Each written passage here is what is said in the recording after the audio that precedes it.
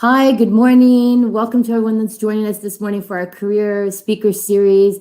We're live. My name is Diane DeMeo. I'm the Pathways Careers Teacher with the York Catholic District School Board. And today we have the pleasure of welcoming Cynthia Undyantara, who is a production coordinator in the animation industry. So welcome, Cynthia. We're so happy that you took time out of your busy schedule to be with us this morning. Yeah, no problem. I'm so glad to be here. It's an amazing opportunity to talk to you guys and all the students out there. So Absolutely. Yeah, I'm just glad to be here.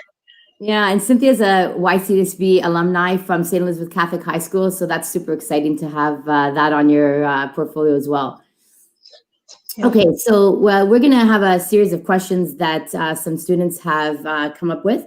So we'll just start by going through the questions, and then if there's anything that you want to ask or you want to add, then just let me know. So our first question comes from Alyssa at SLR, and she says, what got you interested in the animation industry and what made you want to build that interest into a career? So this is an interesting one because I saw another question pop up like 2 seconds ago, but they're very tied in together. So I went to St. Elizabeth. St. Elizabeth is an amazing school, has an amazing art program, but something about it was it had so many varieties of courses. And in high school, I just loved everything. So I think that was something that was a challenge for me. It's like, how do you streamline all these interests? So specifically, I was into creative writing. So obviously fine arts. I was in the art program, graphic design, film, photography, yearbook. I'm like, did I want to be a journalist? So eventually I chose the holy trinity of like these three things. So I love fine arts. I can never let that part go. I love film, just cinematography. And then I liked graphic design, which was kind of like designing for a client and having that more business, like mindset. So if you merge all three of these things, it's like, what is the best way I can still do fine arts, but make it into a film, visual storytelling kind of sense. So for me, I was like, that's animation. If you combine all those three things. And that's why I decided on that. Just made the most sense at the time. Absolutely. That's wonderful. And we all know, and our students know, that St. Elizabeth does offer an extensive RAP program. And I'm a little biased because I'm a St. Elizabeth alumni myself.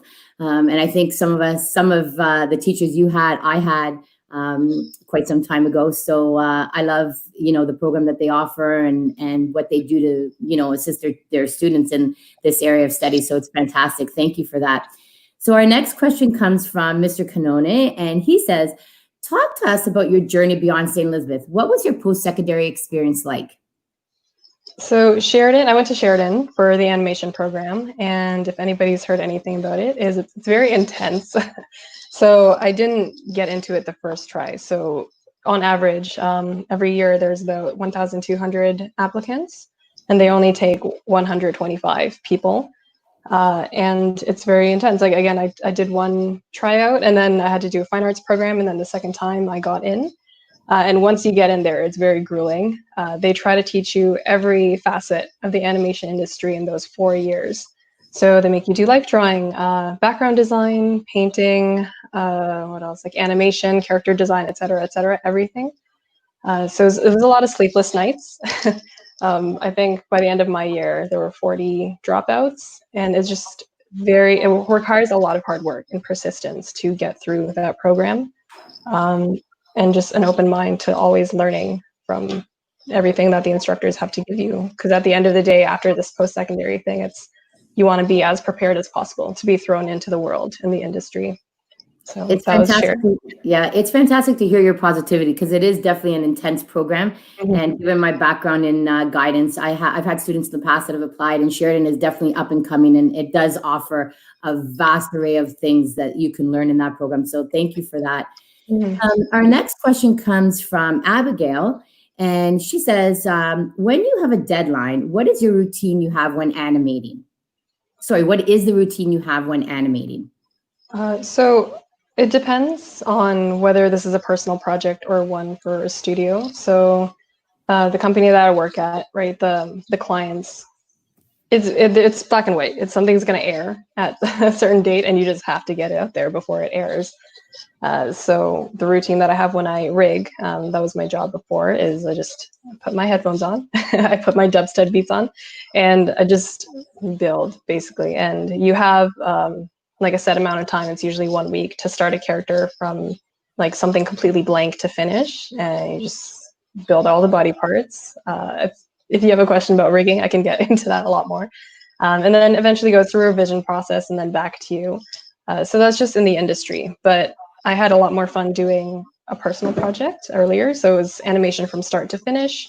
So that's kind of like, it goes from writing your idea out on paper to starting like drawing the scenes, creating a schedule for yourself, and then just executing every part of the step.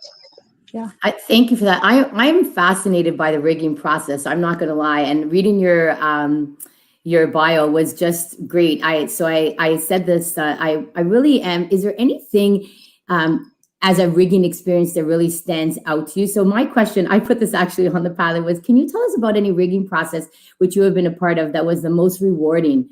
And it's just because I think it's so fascinating and we don't really realize what's behind the whole process. Can you tell us a bit about that? And if there's one in particular that stands out? Yeah, for sure. Rigging, I'll explain that a little bit because it's, again, a concept that not a lot of people know about. So it's the step between character design and actual animation. So character design, people like draw the picture and it's flat. So you have your character. Animation is what you see on screen where everything moves around. And rigging is that step where I take the flat character design and I break it up into as many body parts as possible. So it's a completely blank program. We use Toon Boom Harmony mostly in the industry. So you break the eyeball up into the eye white, the pupil, the iris, the shine in the eye, and then the animator can grab every one of those parts in the body and just move it around. So that's what rigging is. And if you build hair, like for example, there's a piece of hair, I'll build a connection point that can be grabbed. And you can make the hair kind of like, move. So that is rigging. The most rewarding process, part of that is like, it's very technical and I have a very technical / creative mind. So it was a lot of fun for me. It just feels like building puzzles, like building a character or a digital puppet from scratch. And the best part is obviously seeing it move on screen. Like you're watching it on the big screen, you're like, hey, like I built that. it was nothing before, but now it has life, basically. Yeah, seeing that come to life must be just so like thrilling. I mean, it thrills me just listening to you. So I can imagine if you were the person that it was actually creating, right? That's incredible. Yeah, for sure. Thank you. Okay, our next question comes from Miss Peniculum, and she says, your portfolio is amazing. We encourage our students to keep a portfolio of their own, known as the IPP. How has your portfolio been a tool for you in shaping and assisting your career? So portfolio is very important because even if it's for personal reasons, I think it's a way to mark yourself. It's a milestone for yourself, like whether you're trying to get into a school with your portfolio or get a job. At the end of the day, there's something about looking at your own portfolio and seeing like, oh, I did that 2 years ago. I've improved like so much, and you see little things that you're like, oh my gosh, like I was proud of that in that moment, but it's a landmark to see how much you've grown over the years, for sure. So keep making one. Yeah. And I hope all of our pathway students are hearing that, because we definitely, that is such a really important tool in our program as pathways teachers. So thank you. Julia from SAY says, what project in your portfolio are you most proud of and why? I would say my current one. So my most current one is a demo reel for Magic School Bus that I recently just worked on for Netflix. It's set on private right now because it's not released. It's not on air yet. But if I do want to apply to places, I'll just send them the link with a little password. So that's a question that always changes. Like the answer always changes with that one, because maybe like 2 years ago, I was like, oh my God, like I loved my final film from college, but now I look at that and like, oh, my rigging is so much better now. So again, at the end of the day, I think it's where your mentality is and what you're trying to achieve with that portfolio at that point in time. So it's good to be like, I'm most proud of my current work right now. Yeah. Absolutely. And I think it's just like anything, right? As you go along, you tweak the process and you get better at it, right? Yeah, for sure. Elena from St. Patrick says, what do you love most about your job? Ooh, this is interesting. It's a lot. I like that it's a creative field, yet you're kind of still catering to a client or audience. Obviously, a huge part of it is making TV for children. So I was just on Clifford, the Big Red Dog, which I read their books growing up. I was on Magic School Bus again for Netflix, and growing up, I watched Magic School Bus all the time. So it's really great to be part of shows that make such a difference in the lives of children. Right now, I'm working on Daniel Tiger's Neighborhood, which is again a Mr. Rogers spinoff, and I watched that too growing up. And in all these animation cartoons, it's a lot about life lessons and teaching kids or young adults about coping with day-to-day things or science. So I really like that educational aspect that my job also has. Yet it's still creative. Cynthia, you should be so proud of yourself. Honestly, you're mesmerizing just listening to you speak. And it's evident that you have a passion in what you do. And so often we tell our students that without passion, there's no drive. And so that's so important. It's a foundation for so much. So thank you for sharing that with us. Paul from St. Joseph the Worker says, what are 3 attributes or skills necessary for a job like yours in the animation industry? That's a good question, Paul. I don't know if I can narrow it down to 3, but okay, I'm just going to spitball from the top of my head. But say having a goal, having a dream is absolutely up there. That's if I learned anything, it's having a loose plan. Like that's what I like to call it. So have like something that you're passionate about, and say like 10 years from now, I want to be here. But then also be adaptable and flexible, and knowing that life can throw you curveballs, or you can change as a person. So yeah, what was that? Be adaptable, have a goal. At the end of the day, be extremely hardworking, be humble. I'm already at 4 things. That's great. Yeah, at the same time, be confident in your skills. So if you find that you're a little weaker in certain areas, just go into that, like learn as much as possible, and just be a hard worker. And eventually, if you have all of those things, like the drive, the passion, the humbleness, the confidence, the hardworking aspect of it, you'll be recognized in the industry, especially with animation. It's extremely competitive. There's a lot of people wanting to move up. So yeah, those 5 points. That's fantastic. No, those are great. So Alessia from St. Jerome Catholic Elementary School says, what was the biggest problem you had to overcome to get where you are today? Okay. Is there something that you stumbled across along the way that you had to kind of see beyond? Yeah, for sure. I would say that my most recent thing would be my career change, right? So I talked about rigging a little earlier on, and it was, yeah, that was my thing. I dedicated 2.5 years of my life into being a rigger, and eventually I started supervising on a show that's on Netflix. And then like for months, I just thought about this. I'm like, this is not what I want to do. This is not what I want to do. And to have that kind of thought where you're like, I've already invested this much time, gotten all these raises, gotten all these promotions, yet you want to just like kind of jump off the boat and get on another boat. So that's what I did. So that's why I'm a production coordinator now, which is the step before production manager, which is before being a producer. So I decided that that's what I wanted to do, that I wanted to become a producer and possibly write my own show one day. And to make that career step was very daunting, and it was a decision. Yeah. I think that's great, because we often talk to our students about how evolution and the process of evolving is so important, right? And to continuing to, want to do something different, or maybe, do better at what you're doing, right? So that's important. Can you talk to us about the process of pitching a new show or creative idea? Yeah, for sure. So you have your idea on your own, like you just write it.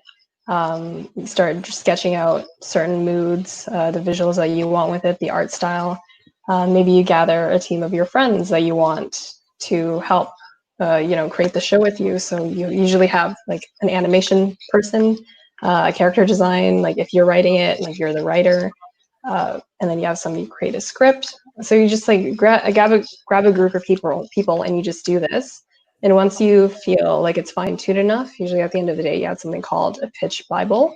So that has, you can Google it, like there's Adventure Time pitch Bibles. It's very interesting to see, like the very raw concept.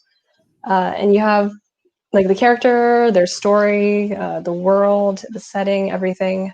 And when you feel confident that this is a pitch Bible, like I'm going to take this to a network and you go to people that have connections at Teletoon or Netflix, or any studio of that sort, and you pitch like why this show should be made. And it's a lot of trial and error. People are going to say, no, we're not, this is not the show that the world needs right now. Or eventually, if it does go well, somebody's going to buy that show. And you collab with that network and that broadcasting station to create that show. And that's how shows end up on Netflix. Fascinating. Yeah. Fascinating. What can a student in grade 7 or 8 do today to prepare for a career like yours?